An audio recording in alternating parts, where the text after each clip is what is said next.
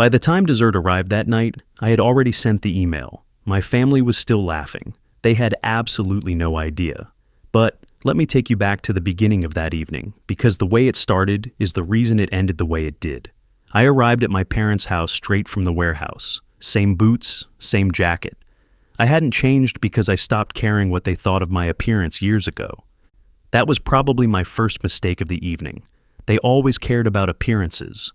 That was, as I would later understand, the entire foundation of everything they had built. The dining room was arranged the way it always was when my father wanted people to feel small by comparison. 12 guests around a long oak table, crystal glasses catching the chandelier light, imported wine that nobody at the table could actually pronounce correctly, including my father. A catered meal from a restaurant whose name he had practiced saying. He sat at the head of the table the way he always sat, like the room had been built around him specifically. My brother sat to his right, wearing a watch that cost more than 3 months of my rent. I sat near the end and kept quiet, the way I had learned to do at these things. Then a man in a gray suit, the kind of guest my father collected the way other people collect trophies, looked across the table at me with the particular curiosity of someone who has run out of interesting people to speak to. "And what is it that you do?" my brother answered before I could draw breath. "He works in a warehouse." He smiled into his wine glass. Someone in the family had to aim low. Laughter moved around the table like a wave finding its shape. My mother adjusted her pearls. Not everyone has the talent for real business. He's always been more comfortable with simple things. More laughter. I looked down at my plate. I let the moment pass the way I had trained myself to let these moments pass. Quietly, without resistance. The way water moves around a rock. But this time, something underneath the quiet was different. Because this time, upstairs on my laptop, sat 3 months of documents, transfers, shell company registrations, all client contracts with terms that didn't correspond to any real investment. Evidence that the empire they were performing for their guests tonight, the source of the wine, the chandelier, the watch on my brother's wrist, had been constructed by taking money from people who trusted them and routing it somewhere those people would never see again. I had found it by accident. I had spent months arguing with myself about what to do with it. Sitting at that table, listening to 12 people laugh at the poor one in the family, the argument ended. That was the moment I stopped deciding whether to protect them and started deciding whether to protect everyone else they were hurting. Sitting at that dinner table that night, I realized something that hadn't fully formed itself into words before. My family hadn't just started treating me like a failure. They had been building that story for years, and it started with a birthday cake I had to eat alone. Then I was 16. My older brother had just graduated, and my father threw the kind of celebration that was less about my brother and more about my father. What he had produced, what he had invested in, what the family had become. 50 guests. A live band in the backyard. My father moving through the crowd with a champagne glass, shaking hands like a man who had already decided he was important. It was the most animated I had ever seen him. My birthday was 2 weeks later. My mother handed me a card in the kitchen before breakfast. She had taken it from a drawer. It had been used before, the envelope slightly worn at the corners. She set it on the counter beside my coffee cup. "We didn't want to waste money on another celebration so close together," she said. Then she went back to reading something on her phone. That evening I sat at the kitchen table alone and ate leftover cake from my brother's party. The frosting had hardened at the edges. I remember thinking it tasted like something that had been intended for someone else entirely. From that year forward, my father's opinion of me calcified around one central fact. I had refused to join the family business. My brother had walked from graduation straight into my father's office like the path had always been paved. He made it look natural, because for him it was. I was supposed to follow, but something about their money had always felt wrong to me. Even then, before I knew anything specific, there was a wrongness I couldn't name. So I chose honest work instead. Delivery driver, warehouse loader, grocery clerk, jobs that made my father look at me the way people look at a plant that didn't grow in the direction they expected. He called me the weak investment in the family. My brother called me a cautionary tale at dinner parties, with just enough affection in his voice to make it sound like a joke. Nay, I called it a life I could sleep through without waking up afraid. I spent years believing I was the failure they had decided I was. It never once occurred to me that refusing their path might be the only thing that kept me clean. My father trusted me with one simple job, moving boxes from his old storage unit. He never once considered what I might find inside them. And he called on a Tuesday with the easy authority of someone who has never seriously entertained the possibility of being told no. I needed work that week. I said yes. I spent the afternoon stacking and loading. Unremarkable cardboard boxes, old office furniture, the ordinary debris of a business that had supposedly outgrown its original space. Then one folder slipped from a loosely packed box and fell open on the concrete floor. Inside was a single invoice, a payment record. The recipient was a company name I had never seen before. I almost put it back. I almost didn't look twice. But something about it caught a small wrongness, the kind you feel before you understand it. That night, back in my apartment, I searched the company name. Nothing. No website. No address. No employees. No registration in any database I could find. The company did not exist anywhere on record. I told myself there had to be an explanation. Then I searched the next name on the invoice. No, also nothing. Then the account number the payment had originated from. That one led somewhere. One thread became 2. 2 became 10. Over the following days, then weeks, the picture that assembled itself was not something I could explain away. Offshore accounts routing money through companies with no real operations. Fake property deals with the same signatures appearing on contracts for completely unrelated transactions in different cities. Charitable funds receiving large donations from clients, but with no verifiable charitable activity anywhere. Then I found the number that stopped me cold. One single transfer, $3.4 million, moved through 4 different accounts in 11 days and deposited into a personal holding account, registered under a name I recognized. A variation of my father's middle name. I sat staring at that number for a long time. The mansion hadn't been built on business acumen. It had been built on this. I copied every file I could access, quietly, carefully, told myself I was just keeping records. The first file didn't feel like betrayal. The 10th one did. By the 100th, I had stopped thinking about what it felt like and started thinking about what it meant. The moment this stopped being about my family happened in a checkout line because of something a stranger said. Thursday evening, grocery store. I was standing behind an elderly couple with a basket in my hand, tired from a long shift, thinking about nothing in particular. The man was speaking quietly to his wife. His voice had a tightness in it, the specific strain of someone trying very hard not to let fear show in a public place. "Maybe the investment will recover," he said. "Your father's company promised it was safe." My father's company, by name, in a grocery store checkout line. I didn't speak. I didn't move. I stood completely still while they paid and gathered their bags and left. The cashier said something to me. I didn't hear it. I sat in my car in the parking lot for 20 minutes. That night I searched their names in the records I had been building. It didn't take long. They had invested their retirement savings into one of my father's funds. $200,000, the kind of money that takes a lifetime of careful decisions to accumulate.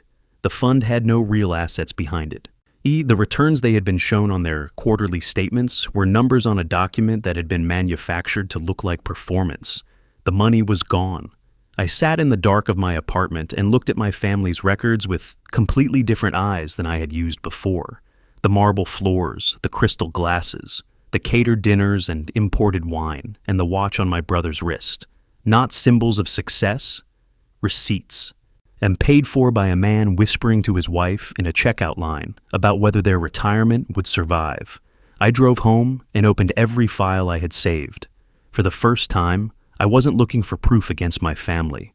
I was looking for proof of what they had done to everyone else.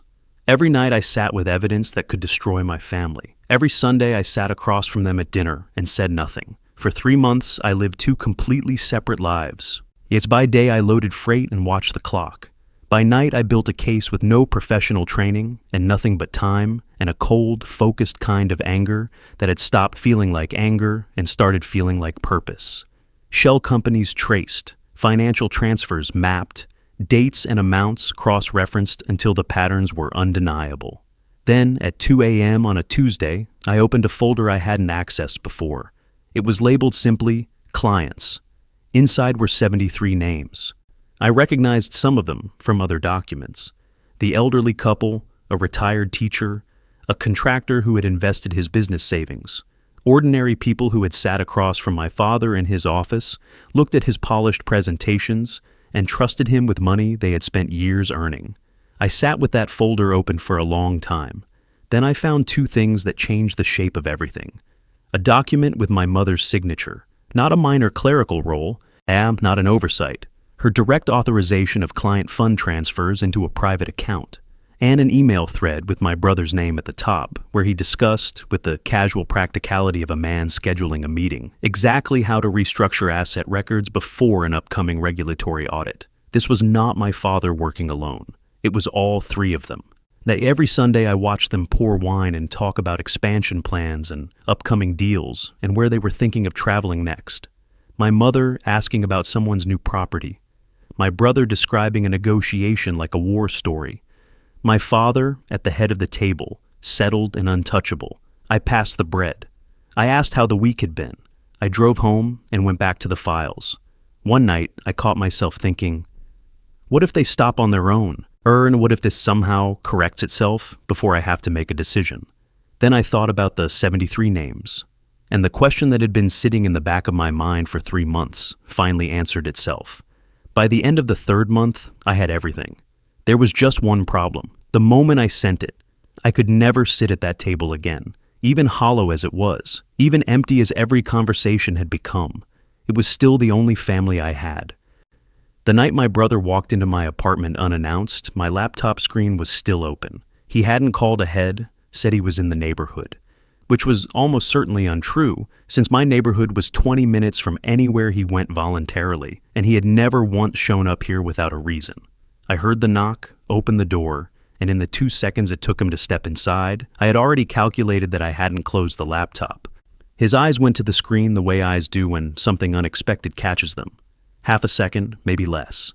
The spreadsheet was open. Transaction records, shell company names, dates and amounts going back 3 years.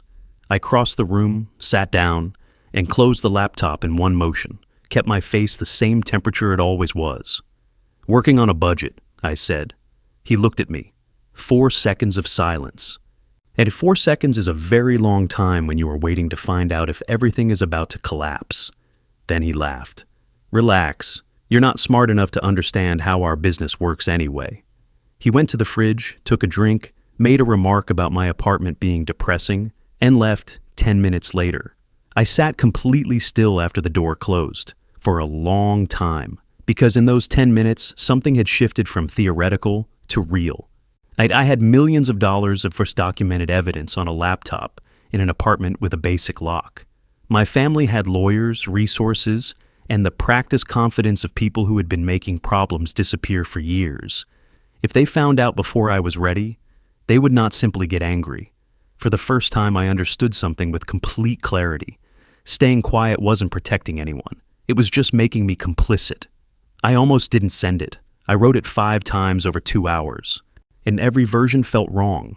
The first was too clinical, a list, not a testimony. The second was too personal. It read like a grievance letter, not evidence. The third started with my own name, which I deleted immediately. How do you report your own family without it reading like either a police statement or a confession? I settled on something plain, 2 paragraphs, no flourish. The kind of language that steps aside and lets the attachments speak. The attachments were everything. Bank transfers, shell company registrations, client contracts with fabricated terms, the email thread with my brother's name, my mother's signed authorization, 3 years of documentation organized into clearly labeled folders, 73 names. I addressed it to 3 places: a federal financial crimes unit, an investigative journalist whose previous work I had read during my research, the securities regulatory body. Then I sat with my finger over the trackpad. Because past that button was a version of life I couldn't map or prepare for. No more Sunday dinners, no more pretending, no quiet private hope, the one I had never said out loud, that they might somehow stop before it reached this point. No going back to the person who didn't know what he knew. My family was somewhere being my family, laughing about something, making plans, living inside an empire that was about to stop existing. And I thought about the elderly man whispering in the checkout line. I thought about the folder with 73 names. I closed my eyes, hit send. 3 days of silence. I went to work. I came home. I checked my inbox and found nothing and told myself it was fine. Then on the fourth morning, a journalist's name appeared on my screen. My stomach dropped completely. It had started. I made a mistake I didn't realize until 3 days after sending the email. And I forgot that people protecting millions of dollars do not stop until they find whoever exposed them. The first signs were easy to miss. My mother called, complaining about regulators asking unusual questions. She was annoyed more than worried, treating it like a scheduling inconvenience. My father's voice on a phone call had lost its usual settled weight and replaced it with something precise and clipped. By the end of the week, the family knew documents had been leaked. Oh, my father became methodical, the way he became methodical about everything. Not loud, not visible, just focused. Employees were pulled aside, access records reviewed, phones checked. My brother began working systematically backward through every person who had been near the files in the past 6 months. I received a call from my brother. His voice was easy, conversational, performing casual. "Have you heard anything strange about the business lately? Anyone asking around?" "No," I said. "Oh, why?" "Nothing," he said. "Just checking in." I hung up and sat without moving for 5 minutes. Then my father called me to Sunday dinner. I almost didn't go, but not going would have been its own kind of signal. So I went. The table was quieter than usual. My mother had made the food herself, which she only did when she wanted the evening to feel private. My father sat at the head of the table, and for the first half of the meal said almost nothing, which was more frightening than anything he could have said out loud. Then he set down his fork. "Someone in this family has been talking," he said. He wasn't looking at anyone specifically. He was looking at the table. Someone decided that loyalty meant nothing. My mother's jaw tightened. My brother stared at his plate. I kept my face completely still and reached for my water glass. "That's a serious thing to say," I said. "Do you know that for certain?" My father looked at me for a long moment. "I know it," he said. The rest of the meal passed in careful, measured conversation. When I left that night, I drove 3 blocks, pulled over, and sat in my car with my hands on the steering wheel until they stopped shaking. Every knock at my door felt dangerous now. Every unknown number felt like a test being administered. I went to work, came home, kept the laptop encrypted, and said nothing to anyone. I waited. Then one morning, I woke up to 3 missed calls from my father and a news notification on my screen that made my hands go cold. When I drove past the house that afternoon, the mansion looked smaller than I remembered, less like a palace, more like a crime scene. Federal investigators had arrived at 6:12 in the morning with warrants. By the time the sun was fully up, the story was running on every major outlet. Any neighbors had watched from behind curtains as agents walked through the front door, computers carried out in gray bins, filing boxes loaded into vans. A career built on fabricated documents disassembled in real time on a Tuesday morning in front of everyone who had ever been impressed by the address. My brother called first, his voice stripped of everything that usually made it recognizable. The smoothness, the casual confidence, all of it gone. Just a man asking what was happening. My mother called 10 minutes later, composed even in crisis, which somehow made it worse. Then a number I didn't recognize, probably a lawyer, probably the first of several. I let all of them go to voicemail. I drove past the house slowly that afternoon, just once. I needed to see it. The polished gates were still there, the manicured lawn, the cars in the driveway, every object exactly where it had always been. But the context had changed, and context is everything. It looked like a stage set after the audience has gone home. All the same props arranged in all the same positions. But the thing that made them mean something had been removed. News vans had parked along the street. A neighbor I recognized was speaking to a journalist on the footpath, gesturing toward the house with the barely contained excitement of someone who had always suspected something and was now being proven right. By evening, the story had expanded. All former business partners were releasing statements they had clearly written in anticipation of this day. Employees were talking. Investors were calling the fraud hotline the regulators had set up. The 73 names in that folder were becoming real people with real voices in real news coverage. The empire wasn't collapsing. It had already collapsed. I had imagined this moment 100 times. In every version I had felt something satisfying and clean, the specific relief of a wrong thing being corrected. Sitting in my car outside the house I had grown up in, watching a journalist film a piece to camera on the footpath, I felt almost nothing, just tired, and sad in a way I hadn't expected, not for them, not for their money or reputation or carefully arranged life. For the family we had never actually managed to be. For the first time in years, nobody was laughing at me. And the morning after the arrests, I sat alone in a small cafe with a cup of cheap coffee. The story was everywhere. Every major outlet running it. The fraud, the shell companies, the fabricated returns, the 73 victims. My father's name, my mother's signature, my brother's emails. Words like scheme and charges pending, and decades of deception attached to people I had eaten Sunday dinner with for 30 years. The mansion had been seized, the accounts frozen. The process of untangling years of layered financial crime had begun and would continue long after the headlines moved on. I thought about the elderly couple from the checkout line. I had looked into their case weeks earlier. They were among the identified claimants.